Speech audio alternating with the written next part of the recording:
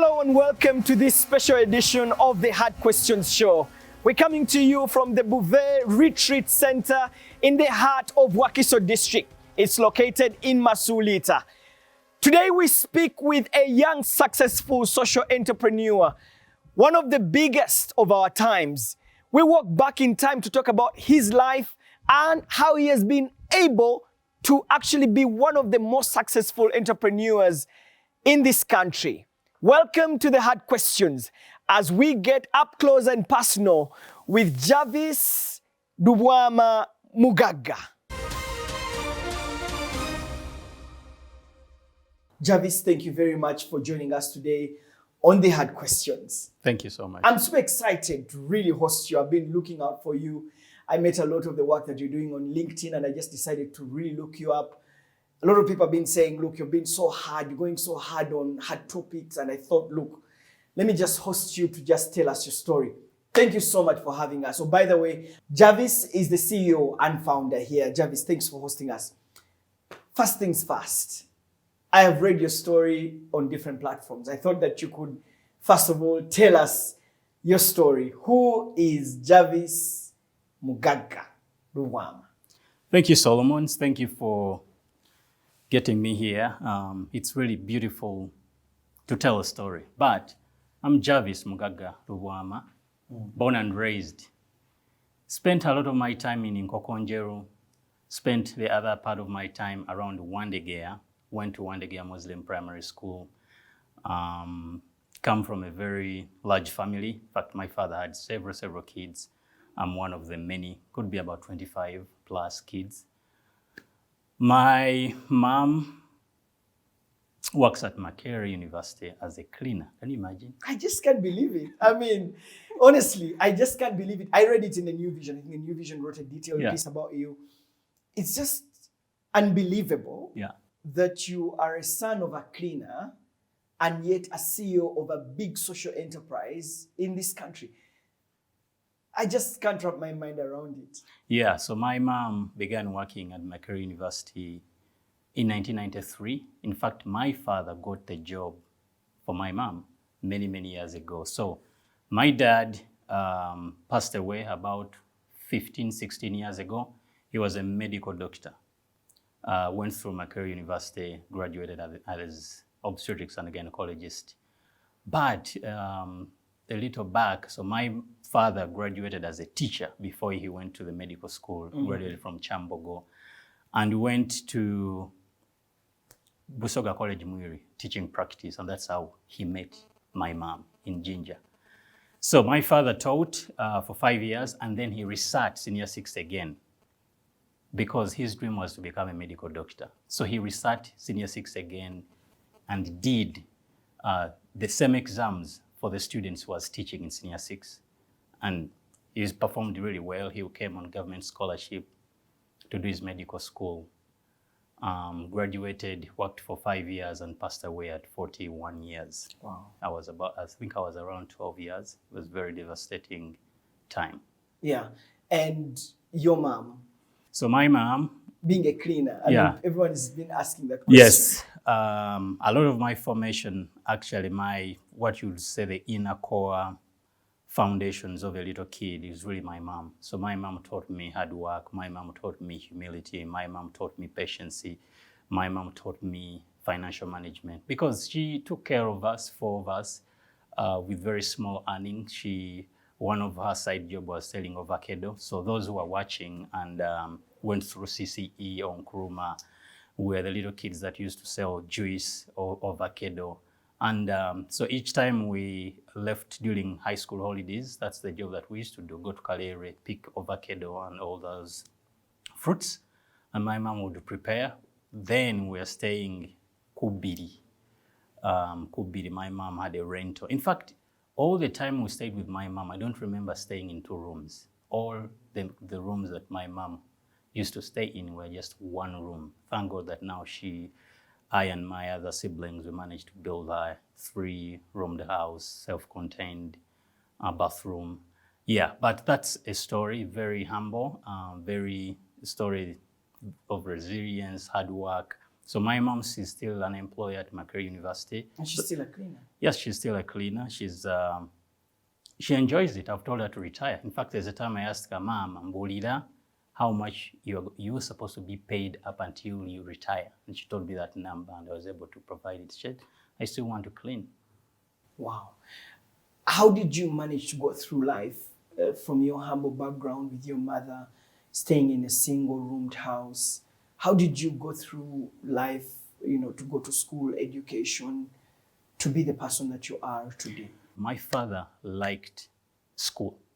All his kids, he would make sure that he pays school fees wherever they are. I had a chance that I stayed. My father liked me so much. I spent time with him, but all my other siblings that were located or staying with their mothers, my father would take care of them.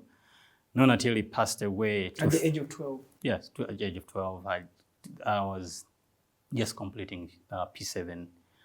So he passed. In fact, I still remember vividly. I was doing my mocks. I was in a math paper mocks. And a teacher called me out and said, hey, your father is no more. So it was really devastating. So one of the things that I remember that my dad left, he left a note to my mom. He wrote notes to all the women, but I was able to witness my mother's note. And my father told her that, well, if you can't manage to take care of those kids, don't struggle so much. They will, in some way they will survive. But my mom shouldered up, contacted my uncles. One of a huge guy in my life is Reverend Father Ignatius Kaita, took us up and made sure that we go to school. So when I finished P7, my uncle is a priest in Lugazi Diocese, took me to Nkokonjeru. That's where I did my O-level. So long story short, he introduced us to an amazing nun, Sister Namali, who just celebrated 50 years in Chabakade. Took me up. It was not very clear how school fees was paid between her and Father Kaita, but somehow we went through high school. So she, again, academics, I was good very academically, but the major thing that I referenced back in my life was this idea of hard work. And hard work, not just waking up, but heavy work. Because going through schools led by nuns, those that have gone through them, when a nun knows you directly, you're going to work. Each time she thinks of doing something, and I would work. So I've grown up knowing that there's no things on the silver platter. You wake up, bathe if you can, put on clothes and shoes and work, get yourself working. And that has been my life because, and it's the same thing with my mom, because raising 4 kids and making sure they all go to school, she really had to work. And she did all types of jobs, but also she knew how to manage money. She made sure that you would get very low-cost housings and make sure that she saves for us to go to school. So by the way, one of the other jobs that we used to do, because my mom spent a lot in Makerere, we used to help students carry luggage during my holidays. So because my mom was working in Makerere, I got to understand the nitty-gritty of all corners of the university. So freshers from Kabale, Masaka, that didn't know how to figure out Makerere University, we were right at the gate and we would carry their luggage at a fee.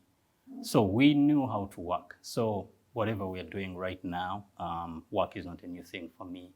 I think the word that you've underlined so many times is hard work. Yes. Struggling through life, and when you talked about the kids who used to sell avocado, I was in UH. Yes. And around lunchtime, yes. You have to buy one and exactly. And use. But you finished senior 6, getting to uni. Yes. So I went to university. So one of the opportunities. Again, your mother was, the sisters were still paying for you up to senior 6. So the sisters actually stopped at senior 4. Then I joined my mom back in the city. So what my mom, we were negotiating, do I go to A-level. My uncle, the priest who helped me, wanted me to be a nursery teacher. And I thought that I was not the best person to be a nursery teacher, much as there are those that have earned a living out of that, but I thought that I didn't have the skill sets to be one.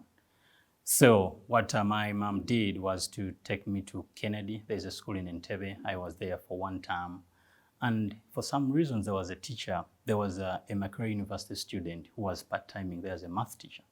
So one of those days, he comes and says, by the way, there's a school in Nakasongola started by an organization called Cornerstone. It's really subsidized. And he was talking to me because he knew my mother. He said, why would you stay here? It's very expensive. The other school is really low cost. If I remember well, we're paying about 250,000 boarding section A-level. So the next time I never returned at Kennedy, I went directly to Cornerstone Schools in Ichitangala. It's a huge ranch on 2 square miles, started in 1994. The education piece started in 1994. So that's the school that I went to. It's called Ichitangala Transformation High School.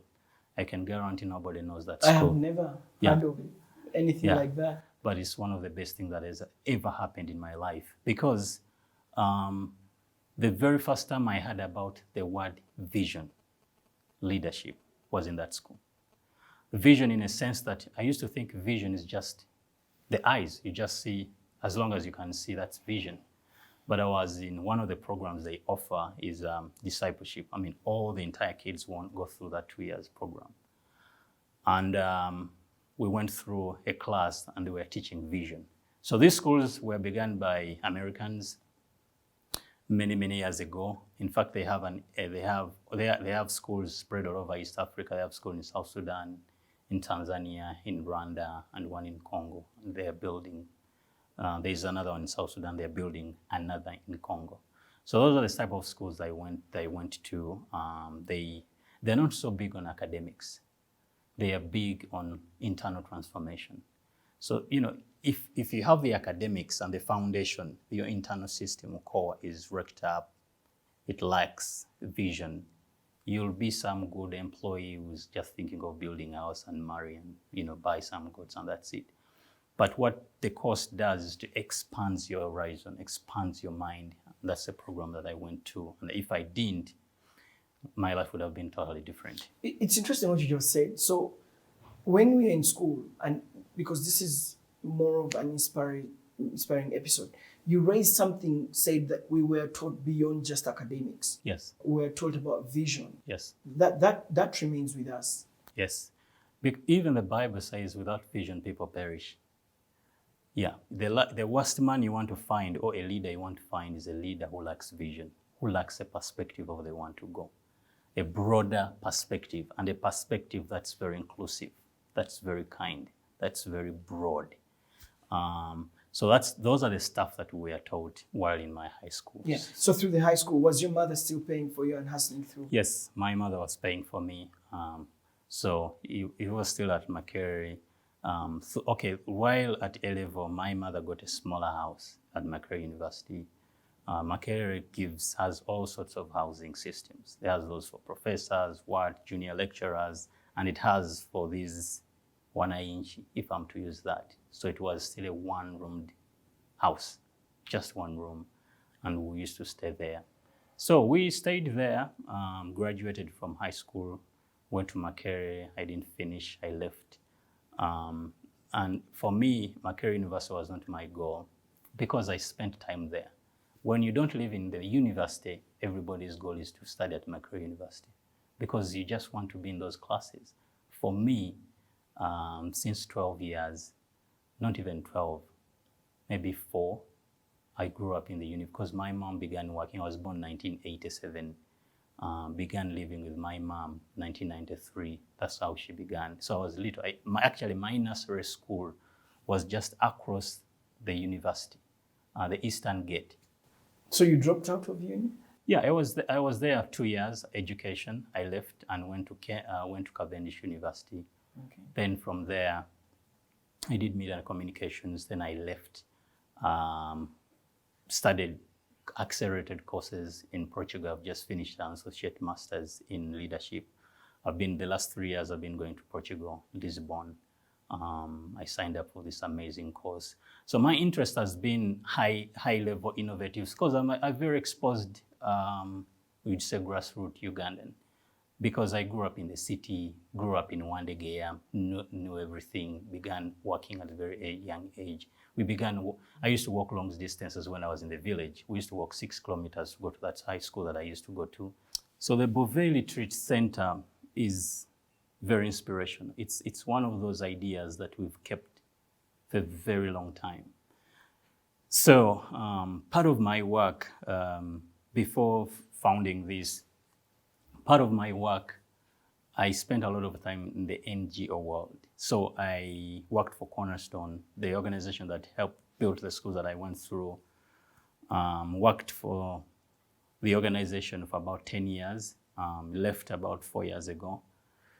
So led several responsibilities while there, led communications there.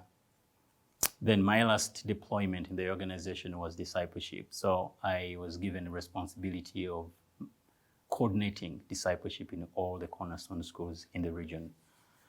So there is so much that we did that role for 3 years.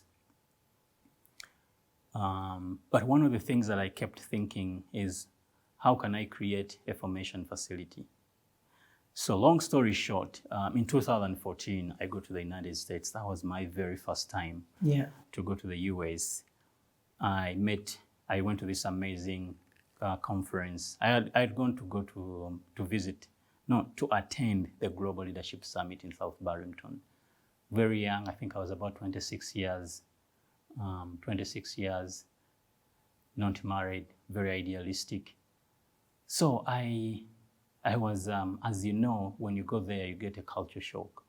You're from this type of rugged culture. Some roads are not made. Then you go to this kind of environment. I was really challenged. And one of the things that challenged me was there's so many speakers. But the real deal is when I left the summit, I went to visit a few friends of mine. I visited the man called Richard Kunat and Reverend Father David Buve.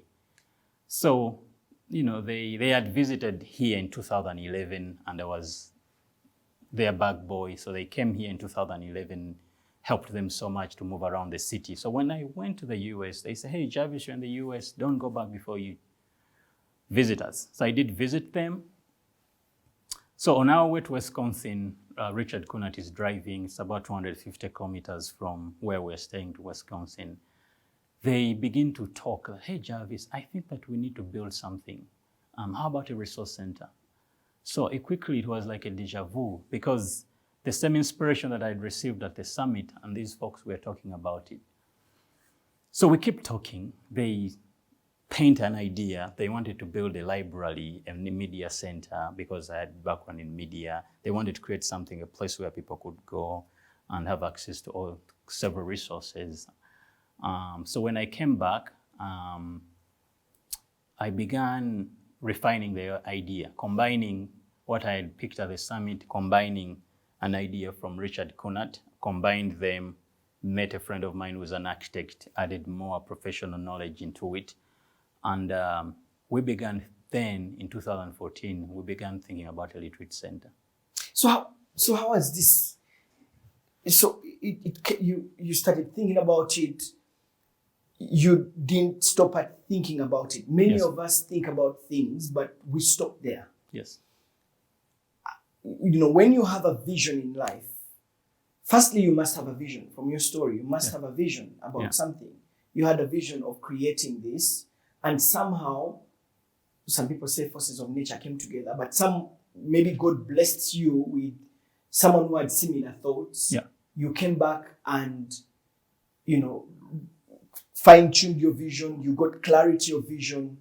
You then started to call people to understand your vision. And you said you called, you know, an architect, started thinking around it. Yeah. How important is vision casting for any, you know, entrepreneur or any person in someone's development? Yeah, I think that I'll begin with this amazing scripture in Proverbs: without a vision, people perish. Like every human being, wanting to dream big, it all starts with a vision. And that vision, as I mentioned earlier, it should be highly inclusive. Most people, their visions stop around their family. But an amazing vision is very inclusive. It's very broad. We employ about 25 people here. And it's so clear that we are going to get busy. We will scale it to 40 people. So having a vision. That is inclusive. You mentioned that. Yes, the vision has to be inclusive. It shouldn't be about you alone. No. That's powerful. Yeah, it needs to be very inclusive. It has to include too many people. Because again, these visions come to us not just to benefit a few people. So God implants these visions that we could create, accelerate, or provide more opportunities to other people. Yes, it will create opportunity for me. One of the opportunities is just to be in front of you. But the bigger thing is how do we create opportunities for others? So at the Buve Center, we're able to create this space for groups to come and retreat, reconnect, or just have a me time of praying, or just reflecting about the important questions of life. Yeah, and we'll talk deeply about that.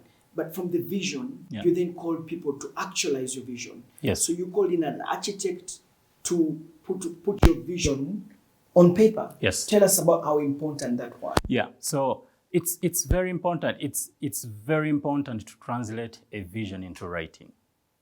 And to other highly creative people, they put it into drawing. And the intention of that is to go into your deeper subconscious core to begin to unpack what you're trying to birth. So for me, because it had a huge structural component of the vision, I reached out to Matovu John to help me draw it. Before even I began writing the literature, I told Matovu, let's think together and just draw this thing.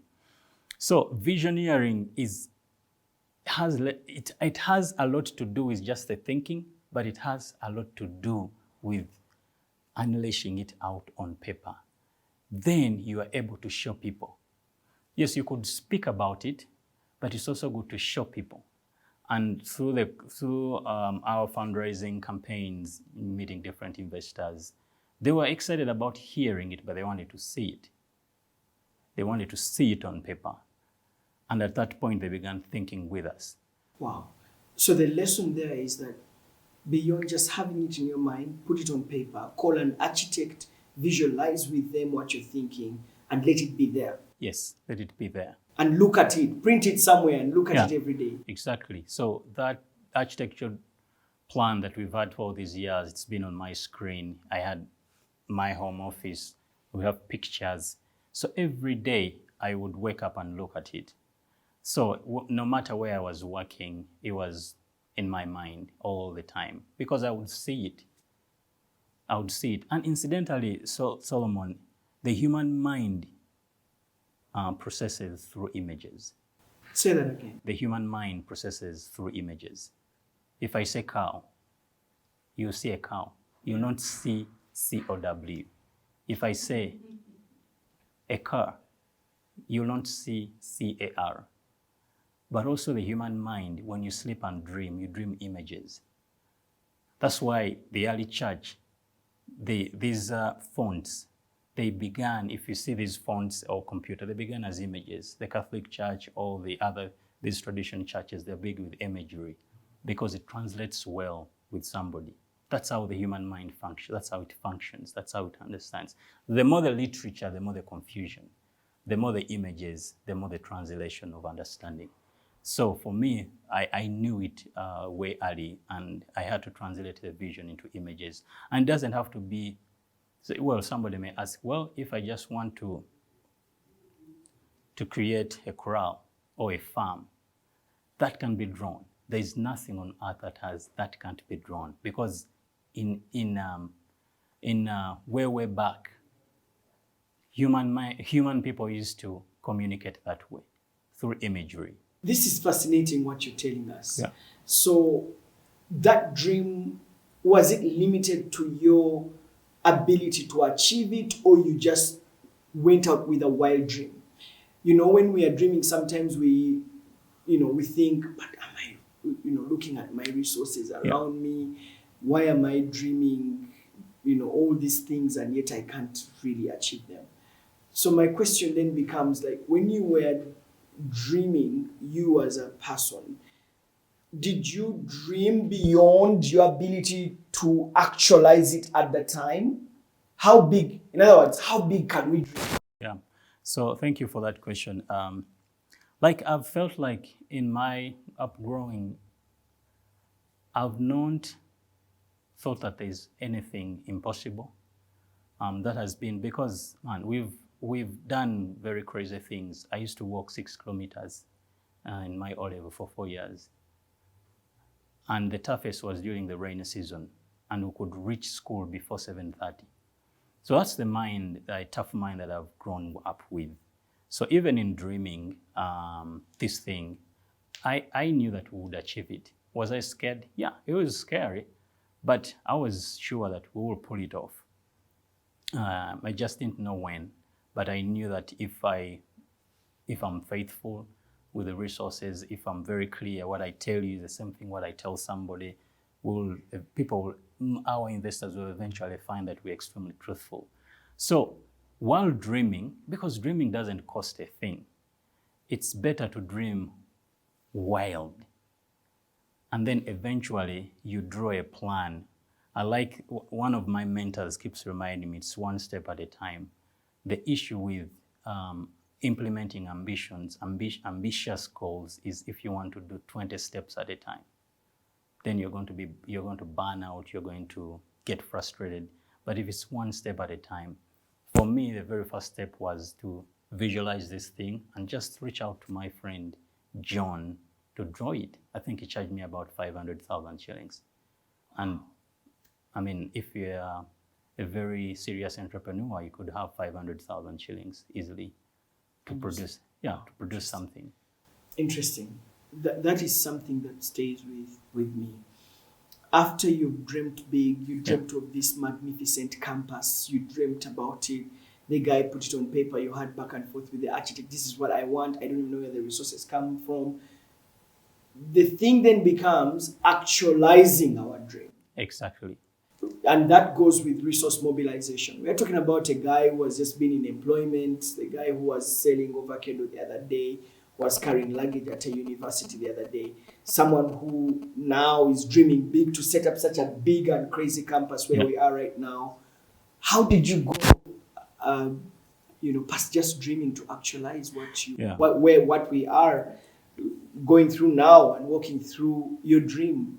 This time, not a dream, but real. Exactly. So one of my mentors, Coach Stone Chambade, used to be technical for FOFA. He told me one day when I was still young, very young, he told me knowing and not doing is not knowing. Say again. Knowing and not doing is not knowing. Okumanya na otakola, tekuba kumanya. So, yes, you can know so much, but unless you do it, you don't know. Yes, you know, but what have you done about it? So, you see, with all that background, I knew that, having this in my mind, knowing about it and not doing is not knowing. So, I was very intentional while dreaming all these things that at some point I'll do it, and slowly, as I said, I began doing the small steps. I hope I don't digress, but one of my earliest inspirations was travel. I'm a well-traveled guy. I know things in my quiet ways. I've had the opportunity to travel. It's Canada. I've been to the United States over maybe 15 times. I've translated. I've crisscrossed Europe. So with my small vision that I had, investing in exposure, and most of those travel trips, by the way, they were not sponsored. My salary that I used to get at Cornerstone, I could actually invest. I've gone through several accelerator programs, very rigorous, and I go for the complex ones because that's where there's a high refusal rate, but that's where people don't want to apply it for. So I applied for all those, and those continue to hone my perspective. Like I've given an example, I've just finished this amazing training in Portugal. It's been 3 years. They give you a very small percentage of the support. I like programs where you pay, because most Ugandans like to compete for things where they pay zero. And in those things, you will have 20,000 people apply for those. In this program that I went to, in Uganda here, I think we applied like 20, and nobody could beat me in that. I was given that scholarship even when I was paying, because every year I could put in like maybe $3,000 flight. But you see, you get exposed to very sharper minds. We were in a class of 60 people, but guess who were there? He was an assistant of DeSantis, governor of Florida. Then I was guys who used to work for chief justices all over the world. Very solid people. When you meet those folks, say, Solomon, you don't remain the same. Your conversation changes. You're not talking about small things, you're talking about bigger things. So those things continue to hone me, but also they expose you to people who can invest. Because there, everybody is a dreamer. Everybody is hungry to produce something. Along the way, you exchange ideas and they say, hey, why don't you check out this? Check these family offices in Chicago. Check about this. There's a guy, for example, there's a guy who told me about a small country. There's a king that leads a country called Liechtenstein. And he told me that guy is a king and it's one of the richest countries in the world. It's a small country, less than 400,000 people. And that country, if you meet that king, so this guy was telling me he had met that king before he came to Lisbon for the course. So you land into those complex things.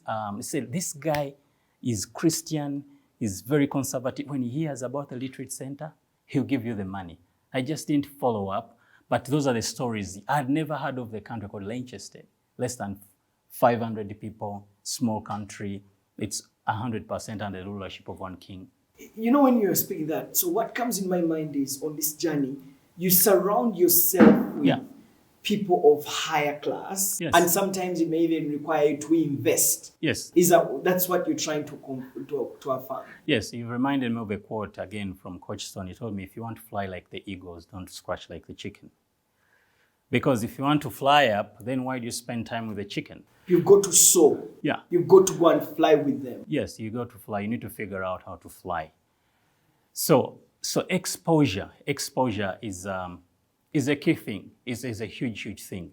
In 2018, again, as I mentioned, I applied for these very sophisticated programs. I applied for the Haggai training, advanced training. It was in Hawaii. So you train. It's an amazing course. You get locked up for about 3.5 weeks in one building with other 60 people. For example, my roommate, when I was at Haggai, he used to head training for the Indian Army. I mean, I spent time with that guy who used to head training for he was an Army general, young guy, and he's in his early 40s, and he had signed up for that course. And acceptance in that course is very low. But if you explain how visionary you are, you're accepted and given a partial scholarship. Wow. So you surround yourself with these people, and then you start to sell your dream. Exactly. Tell me about that. Yeah, so you sell. In fact, the process of selling is one that I need us to speak very deeply about it. Yeah. In fact, one of the amazing quotes that I've interfaced is everybody is a salesperson. And I used to argue about it and say, hey, how did you sell your love? The fact that you can marry. Everybody's a salesperson. As long as you have a girlfriend, that immediately qualifies you as a salesperson. So in my career, I've known that sales is a major skill of every leader, of every visionary. If you have a vision and you can't sell, you're going to fail. Because all the time you're going to be selling. And in fact, all our life, all the time we are selling. Yeah, you need to talk to your wife to do ABCD. You need to talk to your kids to sell. You need to talk to everybody to sell. So in my career, selling, I've understood the idea of selling a vision. So when I began, selling this, left my role at Cornerstone. That was towards beginning of COVID. One of the other things that COVID taught us is how to stay home. Yeah. So I stayed home. Used to commute, going Cornerstone. But when the president shut the country, I had to understand how to stay home. I realized I had a lot of time at home. I could do ABCD for the organization, but there was a plenty of time left. And, that's how I set up my home office and I began understanding that now I can actually begin to think about this vision deeply. So when the lockdown was lifted, I went to Cornerstone, and I remember I told my leaders at Cornerstone, they say, after December, I am not coming back. And we were a tough conversation because they had invested me heavily. But I thought that whatever I was going to do was going to augment what Cornerstone does, because it's fully involved in people business, forming people, creating aspects. So at that point, I left, partnered with my wife, and we began thinking deeply on how to move this idea forward. You then started to look for resource mobilization. How was that journey like for you, the journey of resource mobilization? Yeah. How did you go past it? You see, each time you talk about money, it actually even brings goosebumps. Nobody wants to give free money unless they have stolen it, unless if they got it freely. So somebody to give you money, they have to trust you. So before even I go deeper, and for everybody that is watching us, you need to think of this word. It's a buzzword called integrity. Wow. Katikira yatugamba integrity wa bwerufu. Nti, do you have integrity? Integrity. Yeah. Do you have integrity? Do you have integrity? And I can keep talking about integrity. Do you have integrity around money? Yes, you could have integrity when you have 10,000, but when $1 billion hits your account, do you have integrity?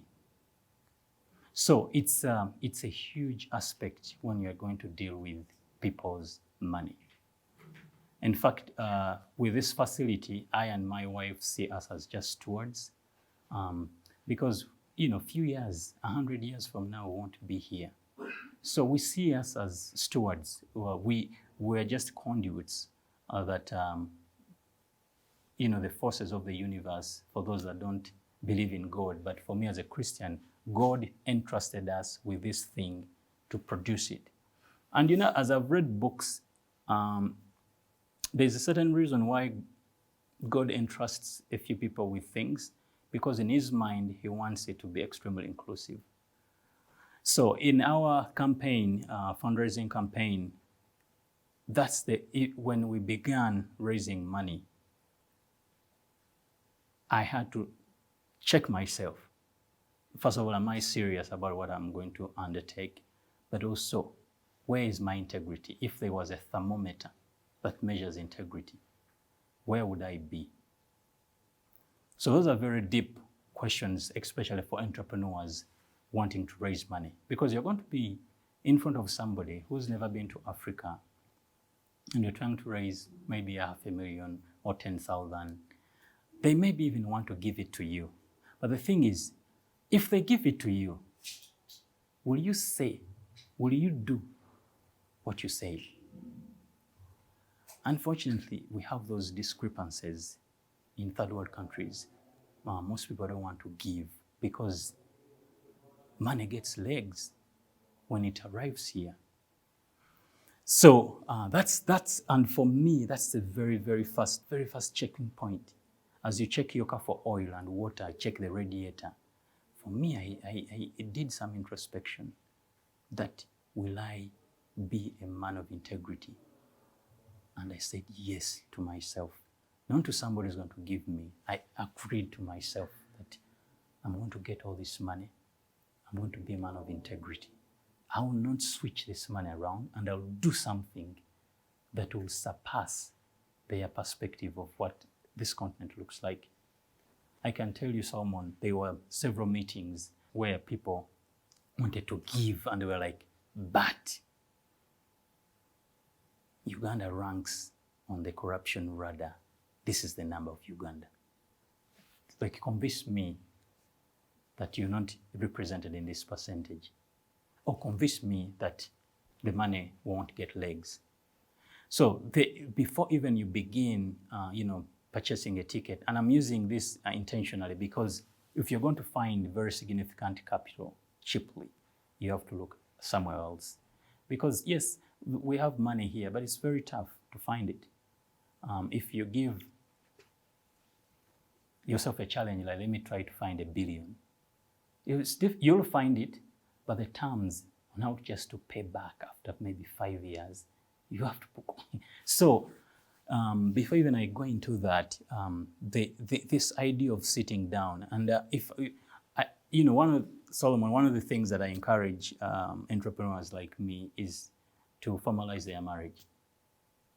It sounds strange, the entrepreneur to say that, but the only person who can question a man besides God is their wife, because they see you stripped naked.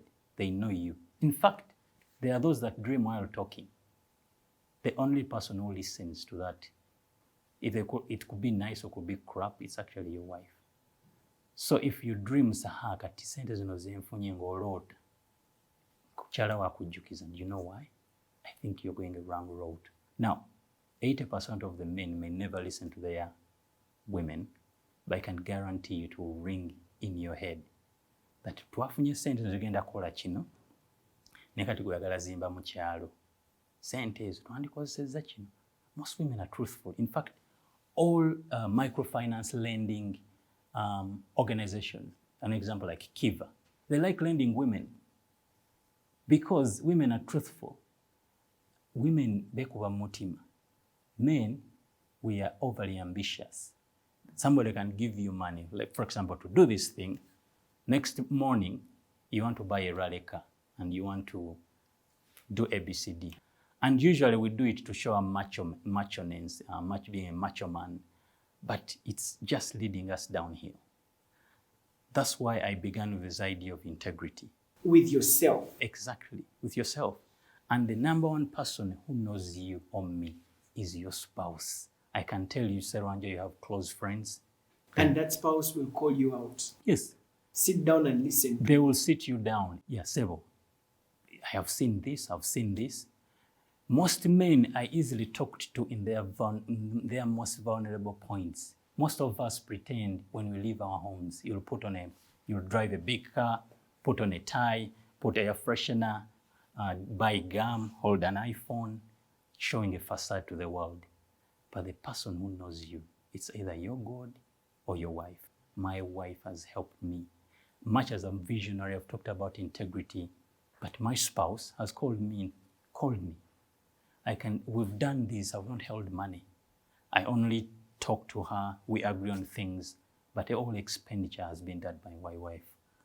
And it goes back to, and this is just the very foundation of raising high capital. If you're going to raise 10,000 or $100,000. 100,000, maybe that's a lot of money. Maybe you could handle it as a person. But when you begin to hit $500,000, $1 million, $1 million, $2 million, $5 million, as a man, I can, and I'm saying this because I've been into all these accelerator programs. I've done one in Silicon Valley, meeting people who raise money, but they will tell you, you either have a very strong wife or you get a confidant. You get a good confidant in a man or in a lady that understands numbers. And you give them permission to speak to you that, look, yes, you're the founder, but you're taking us astray. And on all the entrepreneurs that have failed, you'll see that they did so well with their friendships and they disregarded a spousal advice. Because a spousal advice knows you. Serwanjja, when you go back with bags of money, if all these folks don't see it, your wife will see and will tell you, manye nfunayo naye ndabye ekisawo kyaki. Because women will say it to you. So that's also part of resource mobilization. Exactly. It begins, it sounds very simplistic as it sounds, but I can tell you that's the foundation. When you're going to raise larger capital, you need to understand who is going to call you to book. Who's going to hold you accountable? Yeah, who is going to hold you accountable? Yeah. And you talked about then going out Yes. of the country, out of your normal zone, to go out and talk to people and sell your dream. Yeah. How was it like for you to raise these resources before people? You've met CEOs, you've met some of the world's richest men, you've been in the same room with them. Yeah. What is the art of convincing them to give you resources? Beautiful. Well, you've done all this.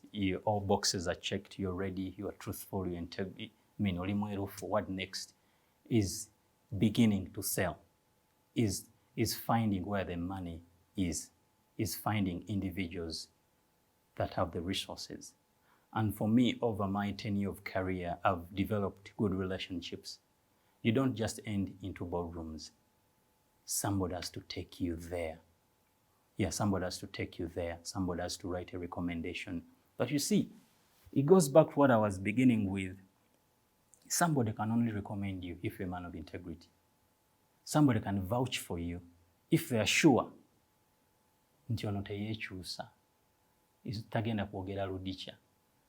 The real game plan of sales or landing into people who have resources, again, lies into your relationships that you've formed over the years. People who give very significant money want somebody who will vouch for you. You could do, if it's 1,000, maybe somebody, because that's very small money, they will not even want to meet you. But if you're raising very significant amount of money, somebody has to trust you. But most importantly, somebody has to lead you there. Most people who are high-end givers, they are not online. They are not on Facebook, they're not on LinkedIn, they are simple men who have retired, who are doing their philanthropy anonymous. They are not trying to build their ego. They've seen it all. They're just waiting for an opportunity that resonates with their vision. So those are kind of folks that we had the privilege of meeting. But I can say it's friends that have known me for my 10 years of career. But those friends can only take you to somebody. They do that. In fact, there's a saying that God does the teeing in golf. There's a famous quote that God does the teeing and it's you to hit the ball. So the teeing, golf. Yeah. So the teeing is to translate is in the taking you to somebody. The hitting is in the explanation. So when somebody takes you to an investor or somebody who's able to invest or to give, it's not the person who's like you to talk. So that's where I go back to when you're going to speak to somebody, you need to know what you're talking about. But also you must understand the sophistication. So you could have the vision here, but there's a lot of issues around it. There's a lot of sophistication around the vision that somebody needs to understand. Yeah. So somebody who's going to give you money has to in economics, there's something they call the economic moat. It's a very, very old saying that castles in the 1800s used to have moats around that would protect them from adverse enemies. So somebody who's going to give you needs to understand that you have a moat around your vision and you understand the sophistication around it. So somebody is not going to give you money when they don't sense a certain level of sophistication to execute. Yes, you could be a good guy, you talk so much, you can explain, but once they don't get, they are looking for something that, are you an executor? Do you have the sophistication? Do you comprehend what you're talking about? For example, when you're going to do such a building, I guess our friend Sudil understands this better than anybody.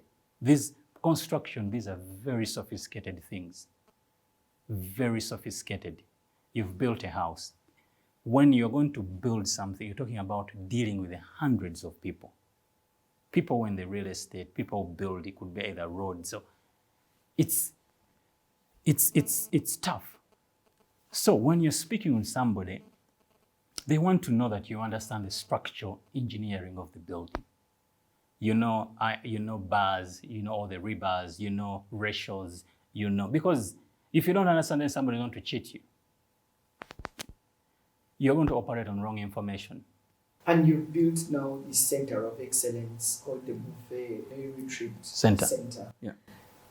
Tell us about why you came up with this idea. What is the Buve Yes. Retreat Center about? So the Buve Retreat Center is a Christian facility founded within the Catholic values. So as I mentioned, I come from a very Catholic background. They have formed me. So we don't teach Catholicism, but the place is built from that angle. So we have all types of groups here. Today's on 4th, there's a group coming here, 35 people. Some are Catholic, some are not. But the thing is that we want this place to communicate faith. So we want this place to be a heaven where people can come to relax, to grow, to meditate. Do you know that in Uganda, tetulina kigambo kibayita stress? There is no Luganda word for stress. Because in Africa here, or in Uganda here, or in Uganda, people can be stressed when they don't know.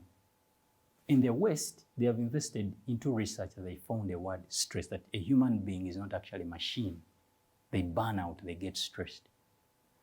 So the thing is, a facility like this, we built it so nice that when people come, they are actually relieved, they are actually inspired, that they begin to slow down and replenish. They slow down to replenish. So that's the vision. So we wanted to create a place where people can come. But beyond that, when we eventually break even, we want to do programs here. Maybe say, let's invite, because this place is going to be profitable. But the profit, I'm not going to build I and my wife a house on a lake. I'm not going to buy a Range Rover. We want to reinvest the funds creatively, resourcefully, in things that uplift our country. One of my things is just to bring highly supercharged entrepreneurs here to stay here for a weekend. And I'm talking about, these are entrepreneurs who don't have money to take off 3 days in a nice place and be taken care of. Because I know what it means when you're raising money.